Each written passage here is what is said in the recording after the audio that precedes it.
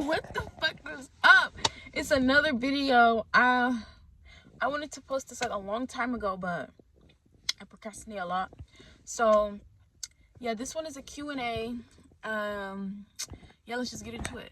I asked a couple people. I posted a couple posts asking for a Q&A, asking questions, and I got some interesting questions. I had to postpone it because everyone was giving me such lame ass questions, and I wanted like some real juicy questions. Like I wanted some real juicy, like stuff that I'll talk about, you know, because I want to make this video long. I don't just want it to be, how old are you at? Like no. I really want like a real, something real. First question is, how do I know I'm the drama and what do I do about it? Some of you guys may not know, but I post like a lot of psychological stuff on like my TikTok and Instagram stuff. And how do you know you're the drama is, first off, the question itself is a sign of a good start. It's a good start because it's self-aware. It's self-aware, and that self-awareness is how you know. And a lot of the times is being self-aware. That's one. Being self-aware. And when you're self-aware, you cannot gaslight yourself. You cannot tiptoe around the truth. You cannot manipulate yourself. You cannot sugarcoat to yourself. Do not sugarcoat to yourself. Be kind to yourself, but do not sugarcoat to yourself. Tell the truth like it is. Even when it comes to like things that you think you did the right thing in. Even things you did the right thing in, like how you handled a conflict. You feel like you were wrong, so now you have a right to just spaz out. That's not true. That's not right. That's wrong. And you just have to be very real with yourself. And what do you do about it? The self-awareness can take you a long way. Like, I think you need to just,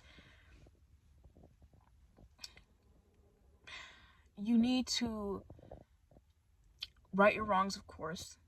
And when you right your wrongs, make sure that you're also kind to yourself in a way. When I say kind to yourself, don't do the weird like, oh, it's justified. No, you're grown. You hold yourself accountable. You point out your flaws. You find where it is. It can be how emotional you are. It can be, you know, that you are attracted to toxicity, because a lot of people don't even realize that. Like, they push away good people and they attract toxicity, and then they're just like, oh, everyone is just so bad. To be like, no, girl, you rejected everyone that was good, so now you're left with the crumbs, you know. And just in general, self-awareness is good, so just keep the self-awareness. Obviously not too much, because actually sometimes people bully themselves and then call it self-awareness. Like, you're not being self-aware, you're just being like self-conscious. Don't do that, you know. And you know you're the drama because interact with people, you know. Interact with people you feel like you can trust their judgment on you. People who are close to you, your family, your siblings, whoever, your friends. Say like, oh, what's something that I think I need to like do more? Am I like, do I somehow come off unappreciative sometimes? Do I like do I allow certain people in my life and I don't stand on certain things? Me personally, I don't stand on my boundaries a lot, so that's one thing I'll hold myself accountable for. And when I get emotional, I can get a lot, but we're not gonna talk about that. And to elaborate on how do I know if I'm the drama, I feel like in general, leave the drama and see how your life turns out. And when people speak to you, even if it's like an intense moment, yeah, defend yourself if it's not true, but take it in, okay? Do not be angry. Do not be arrogant. That's the thing. Do not be arrogant to think you're too good to have someone critique you, especially someone not less, but like younger than you, or someone that you don't like, blah, blah, blah. Don't think you're too good, because no one is too good. No one is too good. But when it comes to the drama, stay away from it. But if you want to know if you are the drama, the self-awareness is the one thing that's going to persevere you through that. This one is, when you first moved out, what was your experience of moving out at a young age? It's interesting. I think your relationship definitely with your parents and your family, whoever, gets better, because, you know, you're out of each other's faces. You're not in each other's bussy and stuff. And you guys are out of each other's faces. It definitely gets better. Responsibilities are not as scary as everyone makes it seem. Here comes real life. Like, it's not that serious. Like, it's really not that serious. You just have to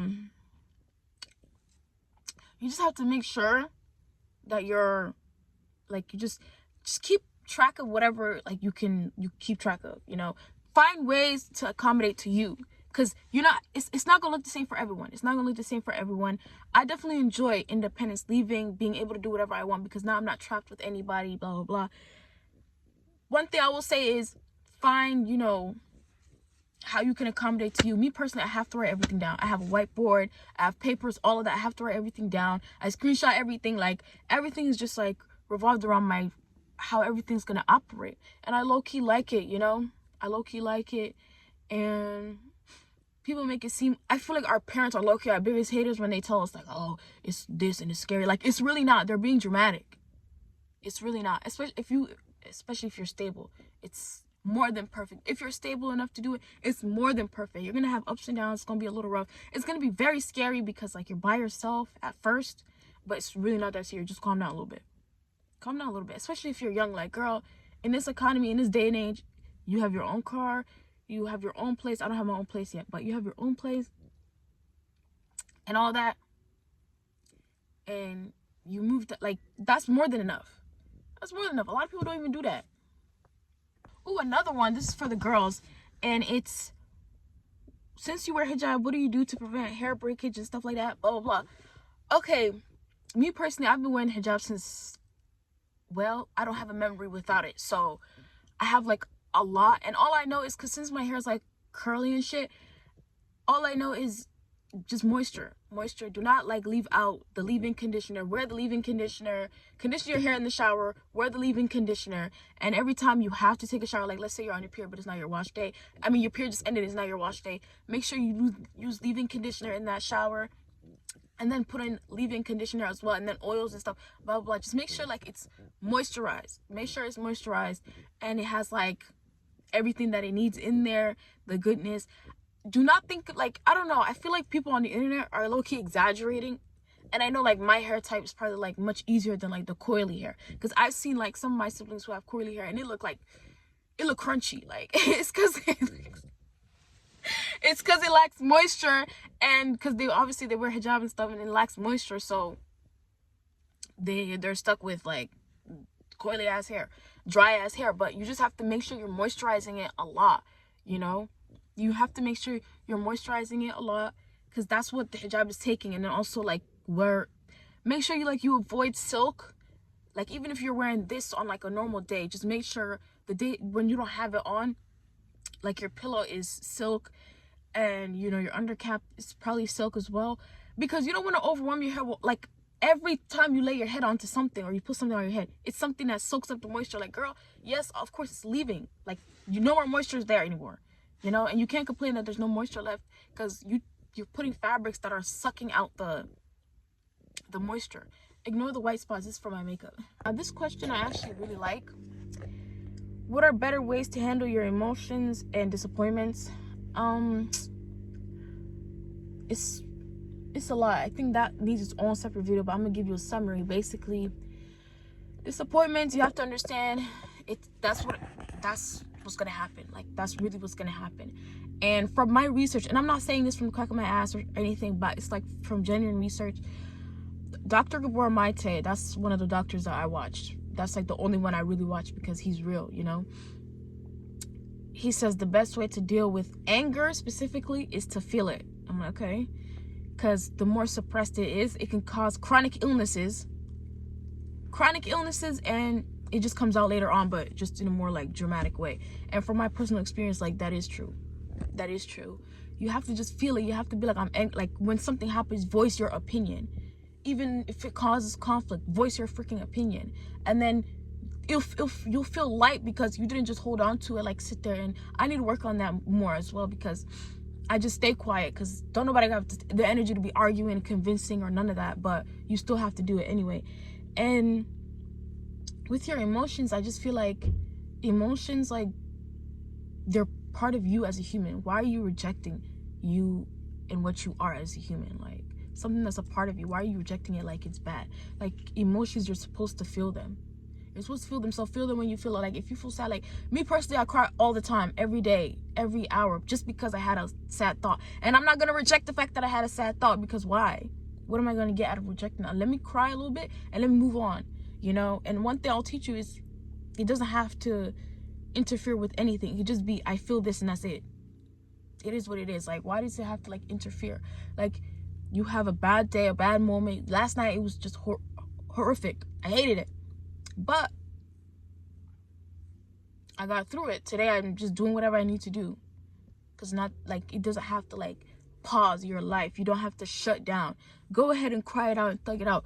The worst thing you can do is just sit there all like strong and firm as if that's going to do anything. That's not going to do anything. You're cheating yourself when you do that. And it's the person who angered you or made you feel the way you felt.